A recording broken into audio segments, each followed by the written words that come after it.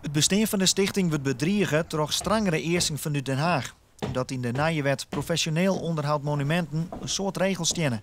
Omdat we te liets binnen, want je moet minimaal 20 rijksmonumenten hebben. En wij hadden maar zo'n. En omdat je professionele mensen iets diensten moeten. En wij hebben geen mensen in dienst. Wij zijn al geen vrijwilligers. Yield van betellen krijgen had de stichting net. En daarom wordt er net voldien aan de eisen.